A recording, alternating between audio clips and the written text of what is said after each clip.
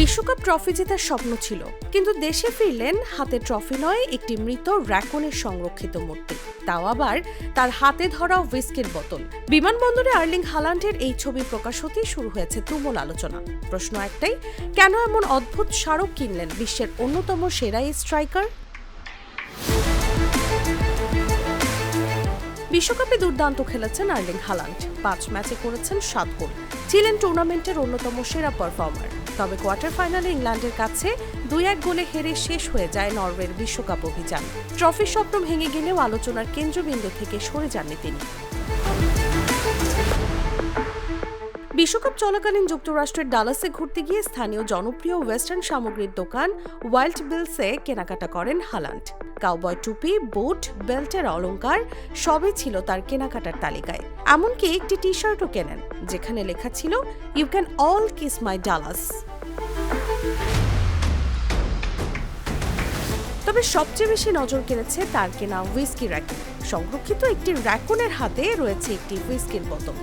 সংগ্রহযোগ্য এই স্মারকটির দাম প্রায় 560 পাউন্ড। নরওয়েতে ফেরার সময় বিমানবন্দরে সেই র্যাকনটি হাতে নিয়ে দেখা যায় হালান্ডকে। ছবিটি প্রকাশের পর মুহূর্তেই ছড়িয়ে পড়ে সামাজিক যোগাযোগ মাধ্যমে। ভক্তদের মন্তব্য ছিল দারুণ মজার। একজন লিখেছেন, প্রতিবার হালান্ডকে দেখলে তাকে আরও একটু বেশি ভালো লাগে। আরেকজন বলেন, ম্যানচেস্টার সিটিতে তাকে খেলতে দেখেছি, কিন্তু বিশ্বকাপে এসে তার ব্যক্তিত্বের আরও নতুন দিক দেখলাম। একজন মার্কিন সমর্থকের মন্তব্য, একজন আমেরিকান হিসেবে এটি আমাকে ভীষণ গর্বিত করেছে।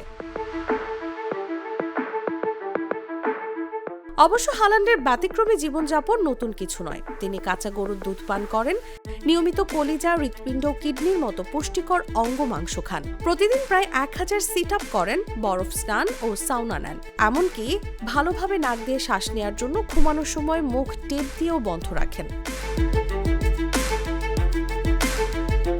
বিশ্বকাপ ট্রফি জিততে পারেননি, কিন্তু এক অদ্ভুত র্যাকনকে সঙ্গী করে আবারও প্রমাণ করলেন আর্লিং হালান্ড শুধু গোলের জন্যই নয়, তার ব্যতিক্রমী ব্যক্তিত্বের কারণেও সবসময় আলোচনায় থাকেন। নিউজ ডেস্ক, জাগো নিউজ।